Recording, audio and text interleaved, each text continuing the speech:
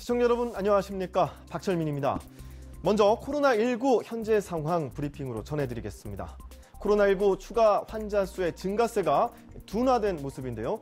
확진 환자가 344명이 늘어나면서 국내 누적 확진 환자 수가 총 7,478명이 됐습니다. 질병관리본부는 대부분의 신천지 교인들에 대한 검사가 마무리되고 있어 환자 수가 줄어든 상황이라고 전했습니다. 코로나19와의 싸움에서 진전이 보이는 듯합니다. 자, 그리고 오늘부터 약국에서 마스크를 오부제로 판매하기 시작했습니다. 매주 월요일부터 금요일까지는 태어난 연도를 기준으로 주 1회 마스크를 구매할 수 있고요. 주말에는 해당 요일에 마스크를 사지 못한 분들을 위해 출생 연도와 관계없이 구매할 수 있도록 했는데요. 당초 대리구매는 장애인에 대해서만 가능하다고 해 혼선을 빚었던 것에 대한 보완책도 나왔습니다.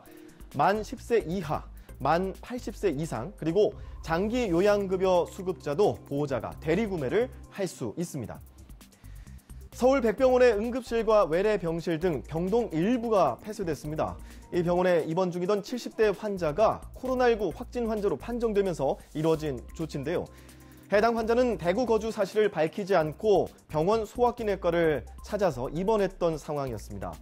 병실에서 여러 차례 대구 이야기를 하는 것을 의심한 의료진이 정밀 검사를 실시해 감염 사실을 확인했다고 하는데요. 코로나19 확산을 막기 위해 모두가 애쓰고 있는 상황인 만큼 이런 거짓말 절대 해서는 안 되겠습니다.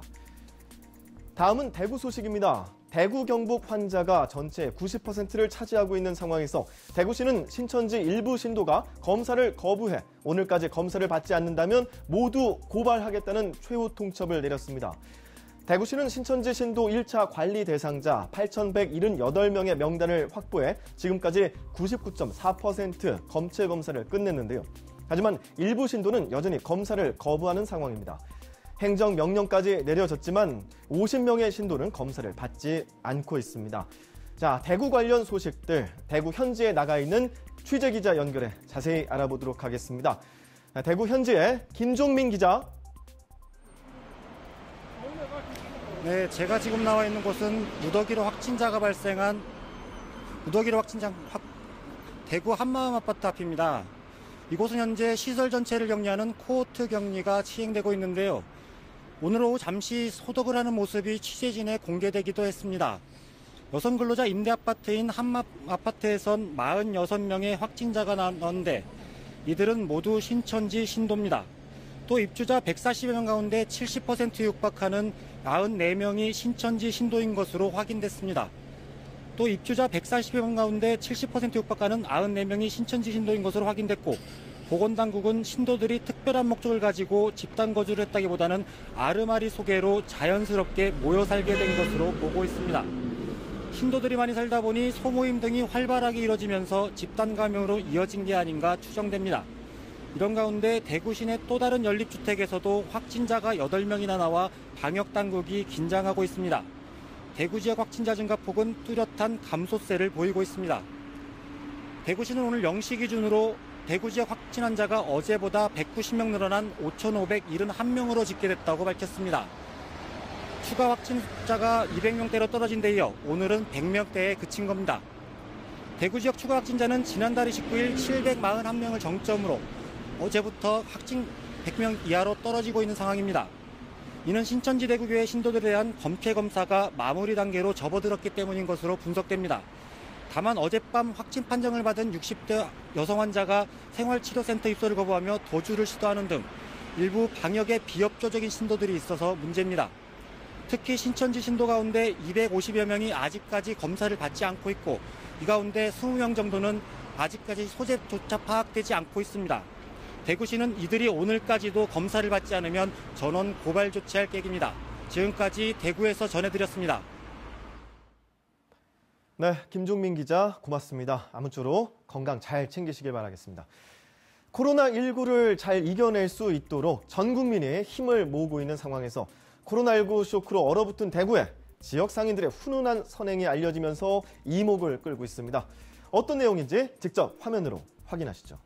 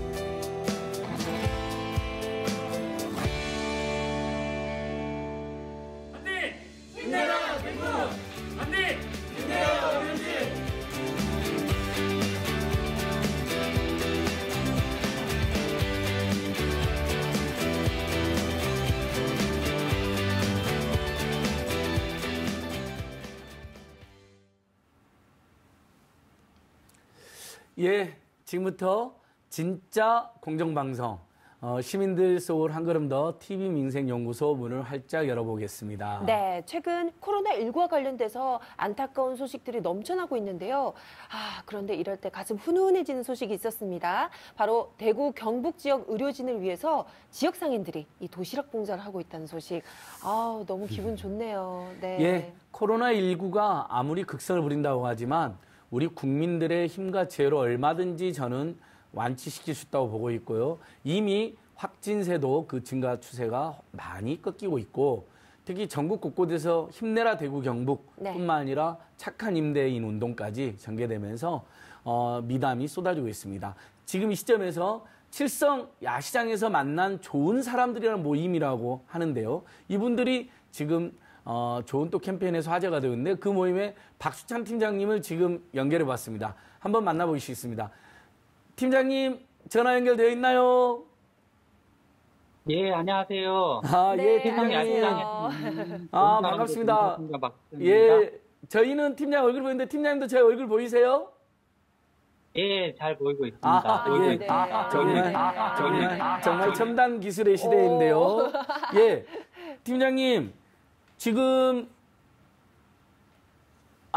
네. 역시 첨단 기술의 시대에도 가끔 끊어지는 일은 불가피하게 있는 저희가 거죠. 지금 괜찮습니다. 생방송 중이어가지고 지금 예. 잠깐 이 전화 연결이 끊어진 점 양해 부탁드리겠고요. 저희가 연결됐나요? 팀장님, 팀장님 안녕하세요.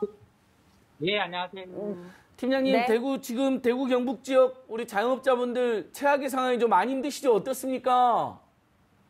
예, 저희 1월 중순경부터 매출이 10분의 1까지 떨어지고 코로나 확진자가 대거 발생함에 따라 저희 칠성 야시장도 코로나 확산 방지를 위해서 2월 21일경부터 휴장에 들어간 상태입니다. 그렇군요. 참 이렇게 어려운 상황인데 이 칠성 야시장 상인들이 의료진을 위해서 200인분 도시락 봉사활동을 하게 된 뭔가의 계기가 있을 것 같아요. 뭔가요, 팀장님? 저희 봉사팀들과 얘기 중에 SNS나 뉴스 등에서 올라온 부실한 도시락 사진을 보게 되었습니다. 순간 울컥한 감정과 그런 것들을 통해서 이번 도시락 봉사를 기획하게 되었습니다. 예, 네. 팀장님. 그 도시락을 받으신 의료진들의 반응이 어땠습니까? 무척 좋아하셨을 것 같은데요. 예, 저희가 도시락을 만들어서 의료진들한테 전달까지 했는데요. 그때 워낙 심각한 상황이고 급박한 상황이라서 따로 감사의 말이나 그런 반응들을 보기보다는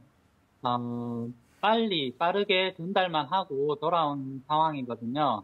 다만 그분들이 식사를 하시고 난 다음에 SNS 등을 통해서 잘 먹었다, 고맙다라는 댓글을 달아주실 때마다 조금 울컥하기도 하고 기분이 조금 좋기도 하고 그렇습니다.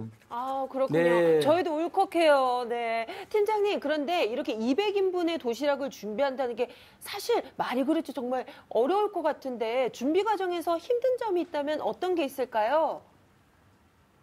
우선은 저희 야시장에서 판매하는 음식이 아니라 현장에서 빠르게 드실 수 있고 또 무엇보다 영양가 있게 드실 수 있어야 돼서 저희 나름대로 연구하고 기획을 해서 만들어가는데 시간이 조금 많이 걸렸던 것 같습니다. 네. 그러니까 그냥 판매하는 게 아니라 직접 다 만드시니까 더 힘들고 정성이 들어가 있는데요. 정말. 지금 시장이 휴장을 해서 수입도 안 나오고 있는 상황인데 도시락 봉사는 계속 하실 생각이신가요? 저희가 1차, 2차, 3차까지 도시락 봉사를 진행을 했는데 우선적으로 여력이 닿는 한에는 이 코로나 사태가 종료되기 전까지는 지속적으로 할 예정입니다. 네. 정말 고맙습니다. 국민의 한 사람으로서 너무 든든한데요. 팀장님, 지금 힘내라 대구 예. 경북으로 우리 모든 국민들이 우리 대구 경북을 응원하고 대구가 대한민국이다 이렇게 함께하고 있는데요. 국민들께도 한 말씀 한번 해주십시오. 지금 대구가 굉장히 어려운 상황이니까요. 예, 저희 대구가 지금 힘든 고비인 건 맞고요. 고생하시는 의료진, 도움을 주시러 기꺼이 달려와 주신 자원봉사자, 소방구급대원, 이분들뿐만 아니라 대구에 모여 계신 모든 코로나 관련 분들이 다른 어떠한 걱정 말고 맡은 바 일에만 집중을 하실 수 있게 그 나머지 것들은 저희 국민들이 힘을 모아서 슬기롭게 지원을 했으면 좋겠고요. 하루라도 빨리 이 코로나19가 지나가서 모든 자영업자들이 생활 전선에 복귀할 수 있었으면 좋겠습니다. 네. 야. 정말 진심으로 예. 감사드리고요. 칠성 야시장 상인분들뿐만 아니라 대구 시민 모두 저희가 응원하도록 하겠습니다. 박수찬 팀장님 시간 내주셔서 감사합니다. 고맙습니다, 네, 감사합니다. 팀장님. 감사합니다. 네. 정말 저렇게 장사도 안 되는데 오히려 나서신 거잖아요. 저는 네. 정부나 지자체가 저런 우리 중소장업자들 생존권 지금 식어가거든요. 네. 아주 획기적인 대책을 내셔야 된다는데 저희 방송에서 계속 그런 부분을 촉구하고 당부하도록 하겠습니다. 네, 그렇습니다. 단디 힘내라 대구 외치면서 예. 저희는 다음 순서로 넘어가도록 하겠습니다.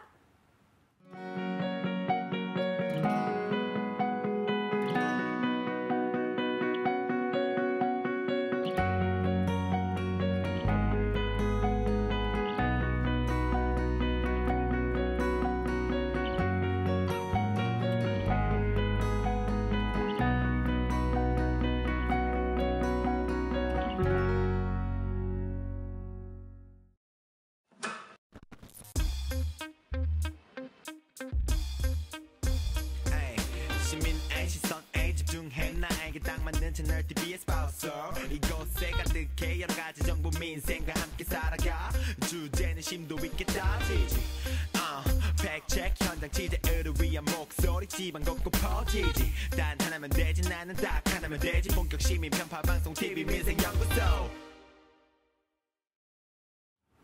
예, 방금 전에 칠성 야시장에서 만난 좋은 사람들 모임인데 정말 그 좋은 사람의 기운 네. 느껴졌습니다. 이게 전국적으로 확산에 대해서 코로나19 몰아내고 또 코로나19 관련해서 너무 가짜뉴스가 많고 일방적 흠집내기가 많더라고요. 그건 절대 이 국면을 극복하는 데 도움이 안 되거든요. 네, 그렇습니다. 우리 시민 여러분들께서도 그런 부분은 슬기롭게 극복해 주시면 좋겠습니다. 네. 이번 주가 최대 분수령이라고 하는데요. 네. 정말 다행인 건 정말 확진자 증가세가 뭐 900명까지 갔다 500명, 400명, 네. 300명, 200명 이렇게 줄어들고 있던데요. 네. 정말 꼭 그렇게 됐으면 좋겠고요. 다만 진짜 이번 주가 분수령이니까 사회적 거리두기 네. 잠시 멈춤. 이번 주까지 좀 더 집중적으로 하자는데 네. 사실 좀 저도 막 모임 연기하니까 좀 답답하긴 하더라고요. 네, 예. 답답하긴 하지만 이럴 해야죠. 때일수록 더 네. 힘을 모아야 되지 않을까라는 생각이 듭니다. 자, 그래서 몸의 거리는 넓히고 마음의 거리는 좁히는 이 사회적 거리두기 꼭 실천을 해야 될 것 같은데요. 사실 기업에서도 이 사회적 거리두기의 일환으로 요즘 유형 근무제를 실시하고 있다고 하는데 저희가 이 내용을 같이 얘기 나눠보도록 하겠습니다. 예, 그래서 재택근무가 확연히 확산됐어요. 정말 출퇴근길에 보면 전철이나 자동차 전용 도로에 확 줄어들었거든요. 근데 주변에도 보면 맞아요. 저녁에 뭐 하냐 전화했더니 재택근무해서 그냥 집에서 쉽니다 하는 네. 분도 많은데 맞아요. 그래서 어떤 회사는 아침마다 팀장이 점호로 한대요. 그러니까 카톡으로 집에서 네. 저 깨어나서 업무하고 있습니다. 뭐 과도한 것 같긴 한데 네. 자, 이 문제 오늘 살펴보도록 하겠습니다. 자, 그럼 네. 이 문제를 위해서 우리 또 전문가분 모셨습니다. 이진아 노무사님 모시고 자세한 얘기 나눠볼게요. 안녕하세요. 안녕하세요. 예, 노무사님 네. 건강은 어떻습니까? 네, 저는 다행히 건강히 지내고 예. 있습니다. 아유, 다행입니다. 우리 노무사님 TV 민생연구소 전성 노무사님이나 네. 다름없으시죠. 맞아요. 고맙습니다. 늘 항상 예. 감사합니다. 자, 일단 여쭤보고 싶은 게요. 이제 유형 근무제라고 하면은 가장 먼저 떠오르는 게 이 재택근무거든요. 네. 근데 재택근무 말고도 굉장히 종류가 많다고 해요. 그래서 노무사님께서 유형 근무제란 무엇인지 좀 설명 좀 부탁드릴게요.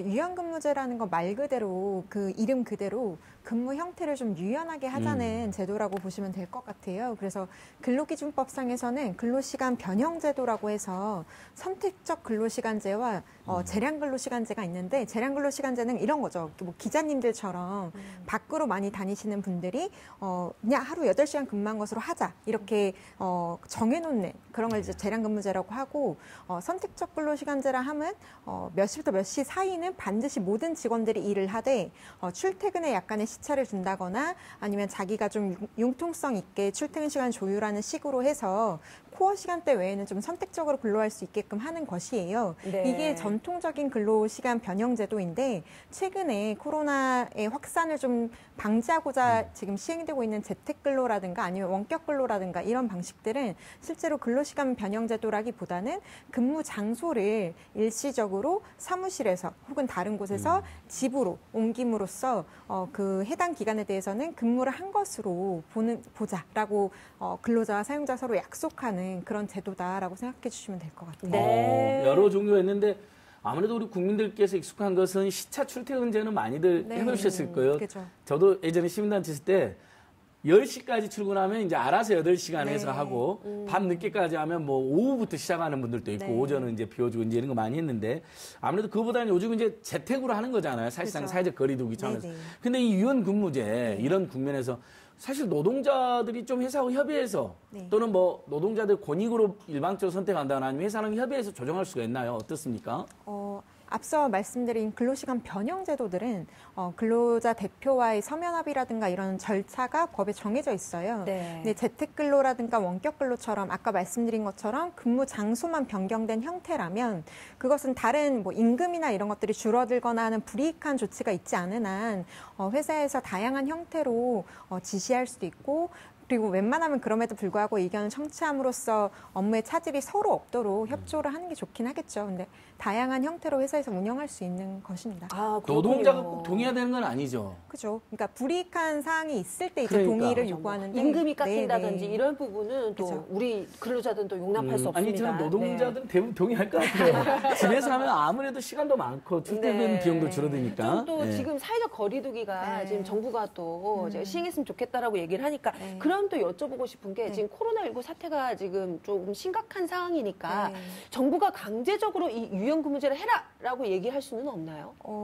그러니까 근로기준법 등의 노동관계법이나 아니면 감염병 예방법에 이제 그런 것들을 강제하도록 하는 제도는 사실상 마련되어 있지가 않습니다. 그래서 정부에서는 회사나 노동자들에게 적극적으로 권고는 할 수 있지만 이것을 강제적으로 시행하도록 하기에는 좀 어려움이 있죠. 그래서 네. 네, 노사가 같이 합의해서 요즘 많이들 시행하고 계시는 것이라 보면 될 것 같습니다. 그랬죠. 모르겠습니다. 이보다 더 심각한 이제 사태가 발생하면 강제 고난에 대한 논의도 있어야 될 것 같아요. 이번에 보니까 네. 법률적 공백이 좀 있더라고요. 감염병 네. 사태에 대해서.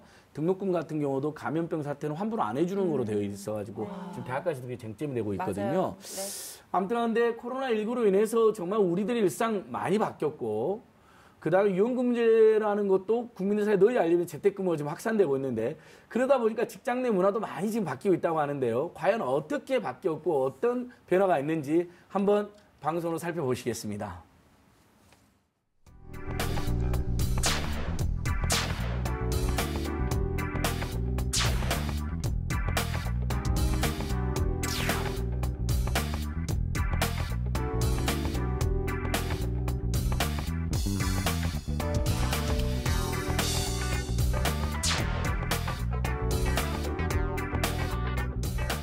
고민이 많았습니다. 고민이 많았고 어느 분께 이 과제와 에세이 그리고 참여해주신 부분들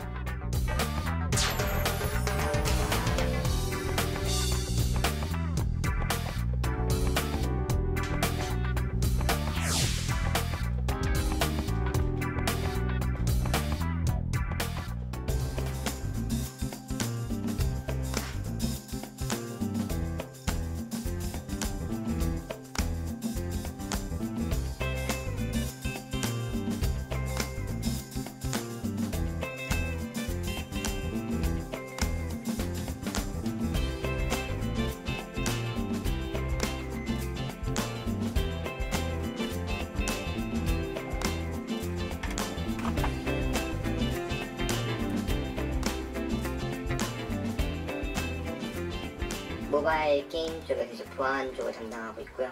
악성이 같은 것들을 분석하고 이제 대응하는 뭐 그런 업무를 하고 있습니다.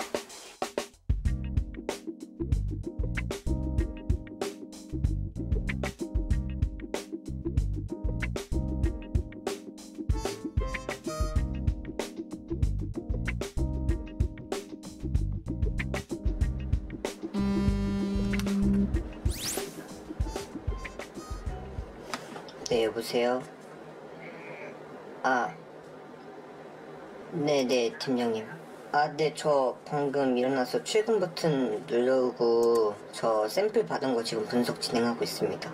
제가 무엇을 했는지 아니면 어떤 결과를 얻었는지에 대해서는 팀장님한테 공유를 하고 저희 팀원들과 주간 회의를 통해서 공유를 하기 때문에 네, 제가 무슨 업무를 했는지 어떤 진행사항이 있는지 다 공유가 되기 때문에 이 사람이 재택근무를 제대로 했구나 안 했구나 판별이 가능합니다.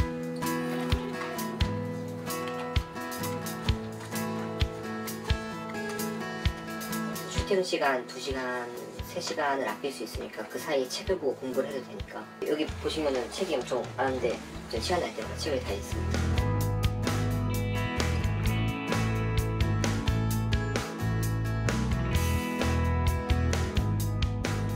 단점이라는 건 소통이 불가능하다는 점. 그냥 제가 어떤 일이 있을 때 팀장님이나 다른 팀원들한테 뭐 이런 거 있는데 어떻게 해결하면 좋냐 아니면 내가 지금 이 정도 진행상을 했는데 다른 팀원들은 어느 정도 진행이 됐냐 그런 부분에 대해서 바로바로 이렇게 컨택이 불가능하다는 게 조금 단점인 것 같아요. 타 팀과 타 부서와 커뮤니케이션이 활발한 그런 팀들이 있을 거잖아요. 저 같은 경우는 전문직이기 때문에 그게 없지만 근데 타 부서간과 이제 커뮤니케이션이 필요한 이제 사업분들은 이제 이런 부분에서 많이 불편함을 느끼죠. 일 다 했어? 나 일? 다 한 거야? 아니 나 아직 좀 많이 남았어. 좀 많이 남았어? 응, 팀장님이 시킨 게 있어가지고 그거 더 해야 돼. 좀 하고 이따 밥 먹어. 응, 알겠어. 응. 응.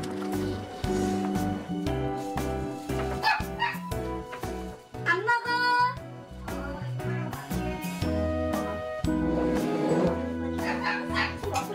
지하철 타고 출퇴근을 하니까 좀 불안했는데 좀 회사 배려를 이렇게 쉬게 집에 재택근무할 수 있게 해줘서 좀 감사하죠.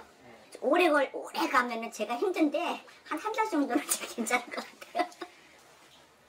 집에서 이제 집밥 오랜만에 먹이고 그래도 같이 강아지랑 산책도 하고 또 이제 속마음 있는 얘기도 이제 뭐 많은 얘기는 나한테 안 하겠지만 또 가끔 조금씩 할 수 있고 시간이 많으니까 좋은 것 같아요. 평상시에는 얼굴 볼 시간이 거의 없어요. 집에 막 11시, 12시에 오고.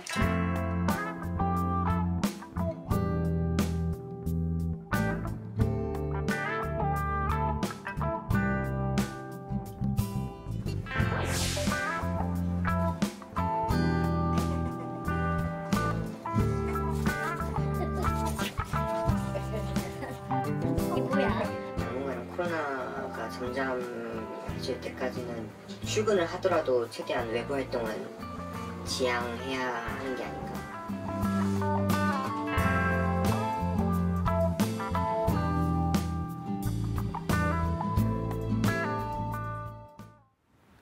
예, 참 보기 좋습니다. 네. 어머님이랑 두 분이 보내는 시간도 늘어날 테고, 근데 우리 제작진이 저분 섭외하기 쉽지 않았을 텐데요. 그러니까요. 예, 사무실 안에 근무를 할 때보다 재택근무가 어쩔 때 훨씬 더 효율적이도 있고 또 직중이 잘 될 때도 있다고 하는데 한번 장단점이 있을 겁니다만, 근데 재택근무를 운영하기 어려운 직종도 있지 않나요, 노무사님? 여러 그럼요.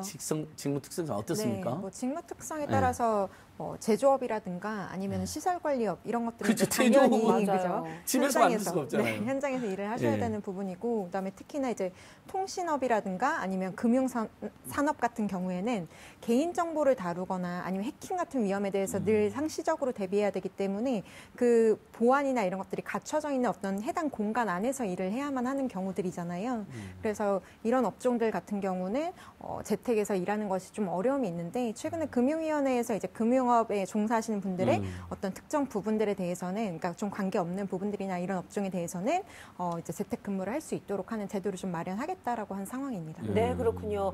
지금 이렇게 코로나19 사태가 좀 이렇게 위험 상황이다 보니까 모든 기업들이 다 동참하면 좋을 텐데, 근데 대기업 같은 경우는 그래도 조금 인프라가 깔려 있으니까 괜찮을 것 같은데, 이런 중소기업 같은 경우는 유연근무제 하기가 좀 상황이 안 돼서 못하는 경우도 많지 않나요? 그죠. 그러니까 비용 부담이나 이런 것들도 좀 있으실 수 있을 것 같은데 지금 정부에서 권고를 하는 만큼이나 이에 대한 지원금 사업도 지금 같이 하고 있습니다. 그래서 네. 유연근무제를 실시하는 기업들 같은 경우에는 2월 25일부터 지금 지원금을 실시하고 있기 때문에 해당 제도를 좀 신청을 통해서 이제 받으실 수 있는 거기 때문에 네. 신청을 하시면 좋을 것 같습니다. 뭐 비용을 그러니까 간접 노무비라면 유연근무제 함으로써 조금 더 비용이 들어가는 부분을 지원해 주는 걸까요? 네, 그러니까 일주일에 2회 정도만 재택을 하는 경우 아니면 3회 이상 재택을 하는 경우에 따라서 노무비로 활용할 수 있는 비용 일부를 이제 정부에서 지원하는 형태인 거죠. 아무튼 그러면 건강한 자극은 되겠네요. 네네. 어쨌든. 근데 지금 코로나19 관련해서 이제 다른 뉴스도 제가 보니까 네. 이 와중에도 갑질을 하는. 네. 그러니까 예를 들면 유연근무제 휴가 이렇게 사실은 이제 맞습니다. 노동자들도 이건 선호할 수 있는데 네. 그 외에 여러 갑질 형태가 발생했던데 주로 어떤 제보가 그 노무사님이 직장 갑질 119 활동 네. 나오시잖아요. 우리 국민들 꼭 기억해야 될 그 이름. 직장에서 갑질 당하면 직장 갑질 119로 연락하면 되는데 네. 어떤 사례가 많이 들어오고 있습니까? 최근에 직장갑질 119로 제보가 되고 있는 건수들 중에서 약 30%가 지금 코로나와 관련된 직장갑질이에요. 네, 그 중에 이제 가장 거의 한 40%가 넘게 가장 많은 비중을 차지하고 있는 상담이 무급휴가 건입니다. 그래서 네. 강제로 연차를 사용하게 한다든가 아니면 무급으로 휴가를 일방적으로 강제한다든가 하는 지시를 받으신 분들이 이 갑질에 대한 제보를 많이 해주셨고요. 그 외에도 해고 건도 계속해서 일어나고 있고 그다음에 보호 조치가 반드시 필요하잖아요. 근로자들이 위험하지 않게 보호받을 필요가 있는 건데 예를 들면 서비스업이나 이런 일을 하시는 분들이 요즘은 더 철저하게 마스크를 하셔야 될 것만 같은데 오히려 보기 좋지 않으니까 마스크를 빼고 있어라라는 지시를 받아서 제보를 주신 경우도 있었습니다. 아니 이건 화장실 못 가게 하는 거와 똑같은 그죠? 짓인데 네. 아니 요즘은 마스크 안 쓰면 오히려 지금 문제가 되는데 네, 그러니까요. 시민들이나 고객도 우리 많이 갔는데 마스크 쓰고 있다면 싫을까요? 좀 불안할 수 있을 아니 것 같아요. 오히려 마스크 쓰고 계시는 있는 게 더 안전하지 않을까 우리도? 그렇죠. 자, 그래서 참 이렇게 답답한 사례들 저희가 오늘 전문가 모셨지 않습니까? 직접 하나하나 좀 풀어보도록 하겠습니다. 자, 구체적인 사례가 있는데요. 첫 번째 사례 함께 보도록 할까요? 네, 첫 번째 사례입니다. 자, 병원에 근무를 하고 계시답니다. 자, 병원도 어렵다면서 코로나19 핑계를 대면서 부서별로 돌아가면서 일주일씩 무급 휴가를 가거나 한 명은 그만두라고 합니다. 아니, 월급이 밀리면서 사업주가 직원들에게 권고사직을 원하고 실업급여는 못 해주며 무급으로 일주일씩 쉬라고 하는 겁니다. 연차도 쓸 수가 없습니다. 야, 이거 좀 상황이 심각한 것 같은데 이렇게 돌아가면서 무급휴가 써! 이렇게 얘기하는 거 되나요?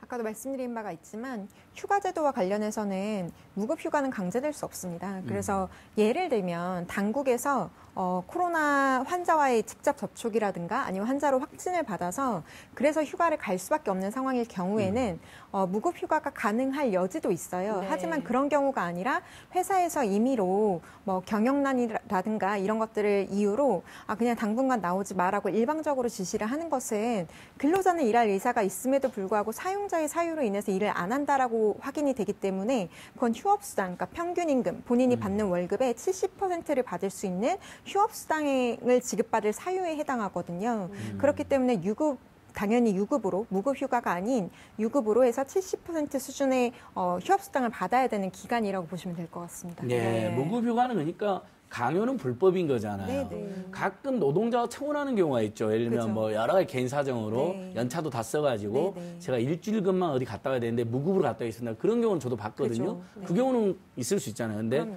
갑자기 요즘 장사한다니까 당신 그만 나와 하면서 네. 안 된다. 자, 하나 또 사례 보겠습니다.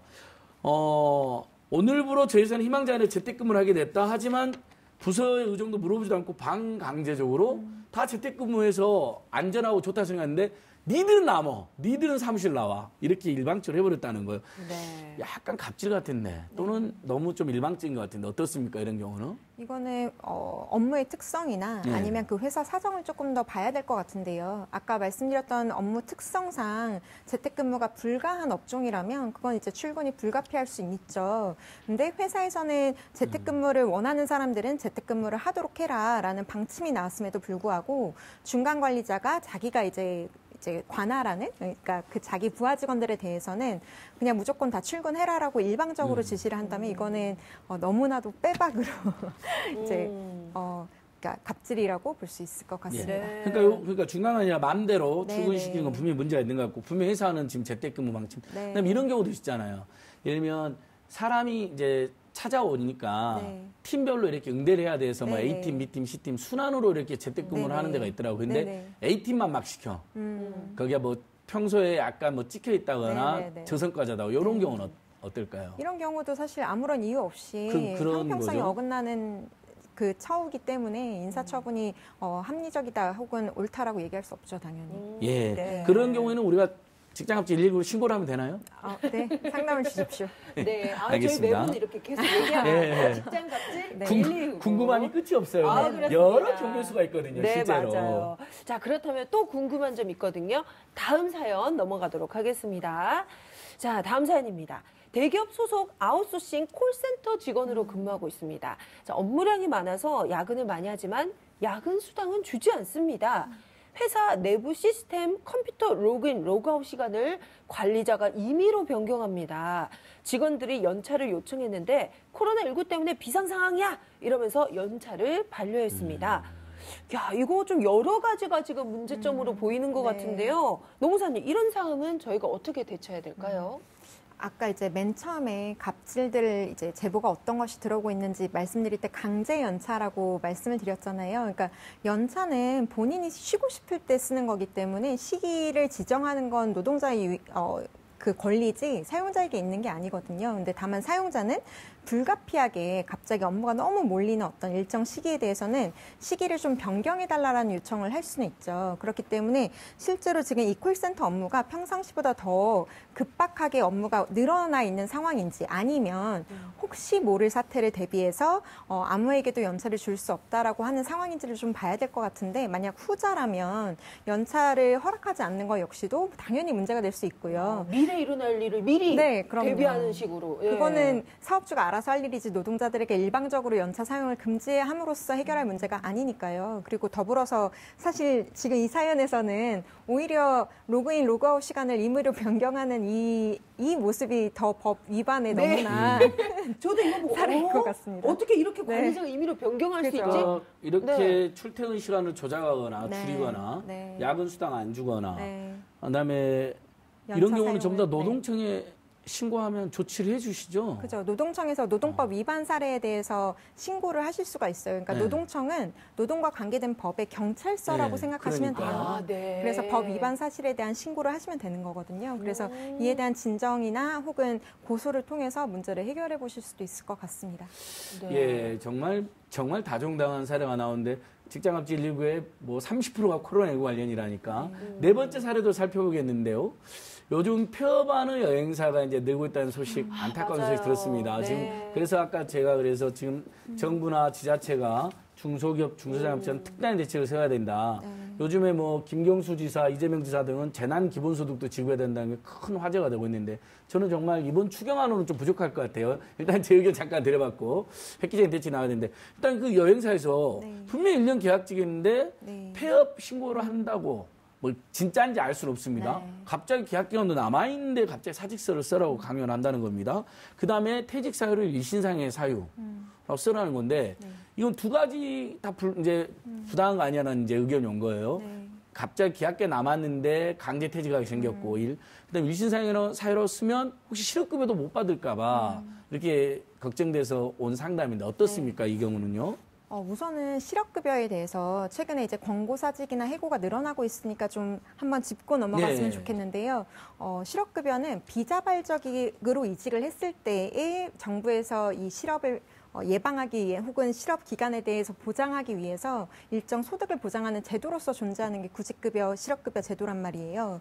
그렇기 때문에 본인이 일신상의 사유로 사직서에다 사인을 하고서는 퇴사를 하는 경우에는 실업급여 수급 사유가 되지가 않습니다. 아, 그래요? 네. 아, 그러니까 그래서 자진퇴사하는 경우에는 네. 권고사직서 우리가 그러면 실무적으로 공고사직서가 있고 의원사직서가 있나요? 네, 그죠. 그러니까 권고사직서 같은 경우는 사직을 제한받은 상황이기 때문에 그 권고사직서에 사인을 하는 건 이제 실업급 수급 사유가 되는데 그것이 아니라 내가 내 의사에 의해서 퇴사를 한다 뭐 이런 식으로 그러니까 일신상의 이유로 퇴사한다. 그러니까 이제 요즘 쓰는 말로 자진퇴사인데 예전에는 의원사직이라고 하잖아요. 아직 법률에도 그거 남아있지 않나요? 일단 그렇게 많이들 사용하죠. 본인이 이제 의원에서 사직했다 이건데 이런 실컷 못 받는 거잖아요. 그러니까 지금 이분은 이 상담자라면 있는 거 아니에요? 그렇기 때문에 이분 같은 경우는 사직서에 절대 사인을 하시면 안 되시는 상황이십니다. 그래서 사직서에는 웬만하면 사인하지 마시라라고 저희는 안내를 드리거든요. 지금 그리고 공고 사직서가 아닌 일반 사직서가 돼버리니까 안 된다는 거고. 그리고 그 계약 기간 남았는데 나가라는 거냐. 그죠. 그 얘기를 드리려고 했는데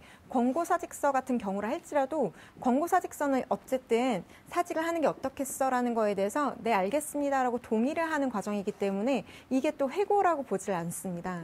그래서 권고사직서에 사인을 하시는 경우에는 본인이 동의한 것이 되기 때문에 추후에 이것이 부당한 해고였다라고 해서 문제를 제기하실 수가 없어요. 그렇기 때문에 진짜 뭐 폐업할 위기다. 그러니까 권고사직서를 쓰도록 해라라고 제안을 받더라도 이것이 해고라고 생각이 된다라면 끝까지 그걸 작성하지 않으시는 게 더 좋을 것 같습니다. 그러니까 장님은 권고사직은 실업급여는 받을 수 있지만 부당해고는 못 다툰다는 거잖아요. 맞습니다. 본인이 받아들였다는 거잖아요. 그러니까 사인을 했으니까. 야, 근데 노무사님 왜 이렇게 노동법 왜 이렇게 어려워요? 좀 복잡해요. 저도 그렇게 생각합니다. 그래서 많은 분들이 여기도 보면은 사업주가 이거 일시상의 이유라고 해도 실업급여 나와 이러면 그래요? 하면서 사인을 할 것 같아요. 많은 분들이. 그러니까 맞습니다. 이제 폐업 신고를 빌미로 계약 기간 남아 있는데 해고를 강요하면 이제 그래서 해고되면 부당해를 다툴 수 있는 거죠. 그렇죠. 야, 근데 이거 하나 여쭤보고 싶어요. 요즘 이제 코로나19 확산으로 굉장히 회사 사정이 안 좋잖아요. 그래서 막 지금 여러 가지 문제들이 나오고 있잖아요. 뭐 무급 휴가를 강제로 쓰게 한다든지 이런 좀 불상사가 나오고 있는데 이런 걸 막기 위해서 좀 사업주분들이 좀 힘내시라, 고용유지 계속 하셔라, 뭐 좀 지원해주는 정책이 있다고 저는 얘기 들었거든요. 그게 이제 고용유지 지원금이란 제도인데 이게 고용보험법상으로 이제 보장하고 있는 제도예요. 근데 이게 또 하나의 사각지대가 뭐냐면 고용보험에 가입해 있지 않은 사업주분들이 우리 사업장은 고용유지 지원금이 나오는 대상 사업장이 아니다. 그렇기 때문에 무급휴직을 해라 혹은 사직서를 써라 라는 식으로 근로자들에게 요구를 하는 거죠. 근데 실제로는 당연히 그 사용자가 가입을 했어야 됐던 4대 보험이기 때문에 이에 대해서 이렇게 이야기하는 것이 아니라 밀린 보험비를 그러니까 본인이 내면서 이제 고용유지 지원금을 받거나 아니면 그간 고용보험에 가입하지 않은 대가로서 이제 유지지원금이 받지 못한 이 상황을 좀 같이 고통 분담해야 되는데 마치 이 사업장은 원래 그런 사업장인 것처럼 설명하면서 사직서를 강요하는 경우들도 요즘 빈번하게 발생하고 있습니다. 이런 경우 되게 뻔뻔한 거네요, 정말.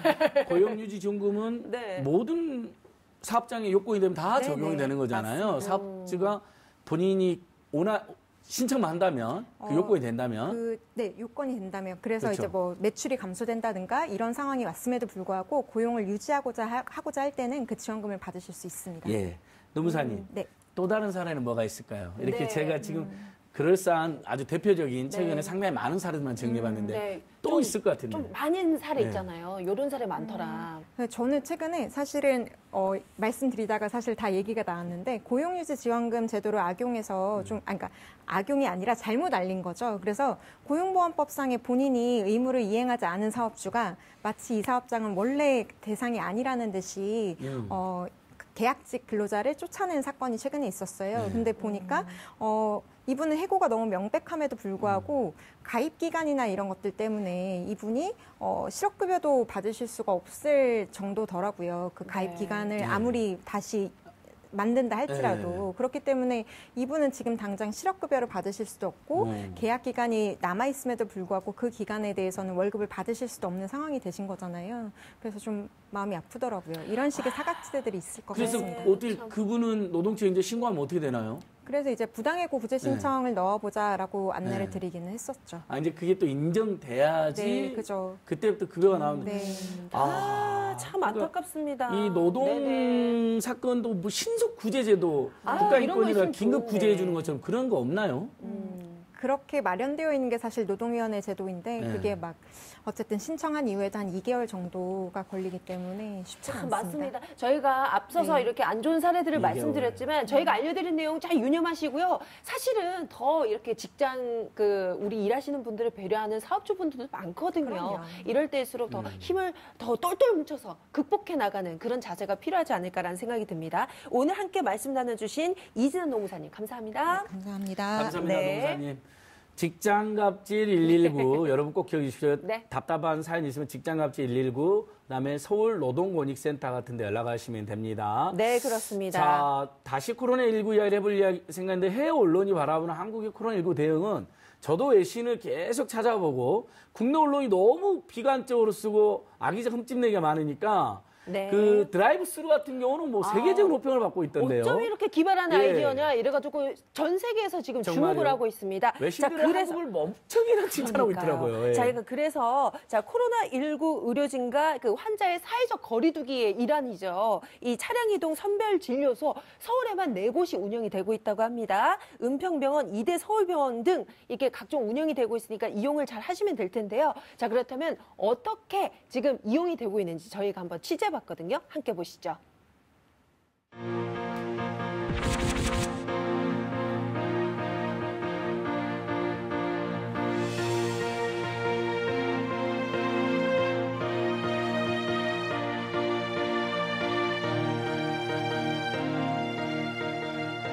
많은 저희 동료들이 세계에서 이렇게 하고 있는 나라가 지금 거의 없다. 그리고 영국에 있는 제 동료들도 영국에서도 아마 이렇게 못할 것이다. 이렇게 얘기를 하고 있습니다.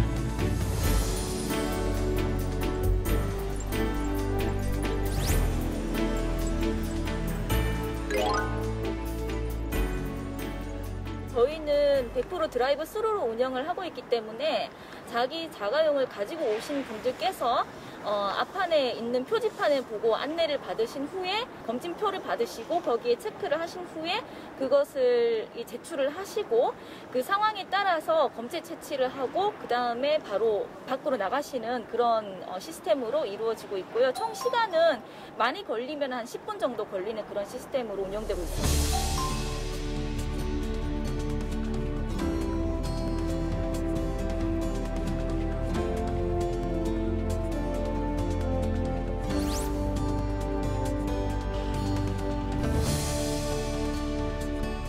보통 드라이브 스루라고 생각을 해서 그냥 여러분이 한꺼번에 오시는 경우도 많은데 저희는 원칙적으로 운전자분에 한해서 그렇게 검진을 하고 있는 상황이고 아니면은 동승자가 계신 경우에는 한꺼번에 다 이제 진료를 하시는 거 아니면은 저희는 기본적으로 받지 않는 것을 원칙으로 하고 있기 때문에 꼭 운전자분이 오셔야 된다는 거 그거 좀 확인해 주셨으면 좋겠습니다.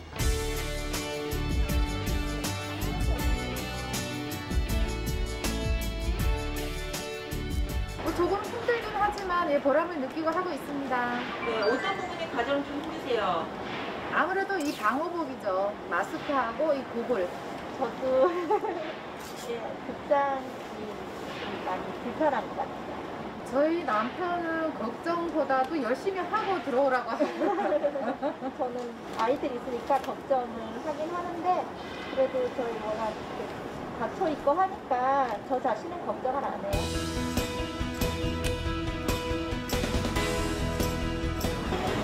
그래서 창문을 내리고 처음 대면할 때 너무 표정이 어두우시고 걱정스러워 하셔서 굉장히 마음이 안 좋더라고요. 힘들지만은 이렇게 같이 힘을 냈으면 좋겠어요. 네, 잘 드시고요. 평소에 손 씻기, 마스크 착용 잘 하시고요. 힘들지만은 이렇게 같이 힘을 냈으면 좋겠어요. 시민 여러분 화이팅!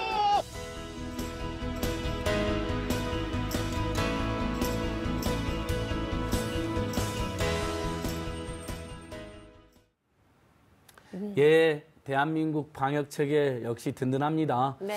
초기나 중간에 이렇게 대응해서 실수나 혼선도 일부 있었을 것입니다만 해외에서도 정말 대단한 방역 체계고 검역 정책이다라는 평가를 받는데 일부 언론에서는 너무 무조건 흠집내고 잘못했다고 하니 우리 국민 입장에서는 짜증도 나고 그러는 것 같더라고요. 네, 그렇습니다. 예. 저는 마지막으로 알려드릴게요. 네, 사전 예약하시면 더 빨리 하실 수 사전 있고요. 예약하면? 그리고 야. 운전자 하시는 거 잊지 마십시오. 저희는 내일 6시에 다시 찾아뵙겠습니다. 여기는 TV 민생 연구소입니다. 내일 6시에 봬요.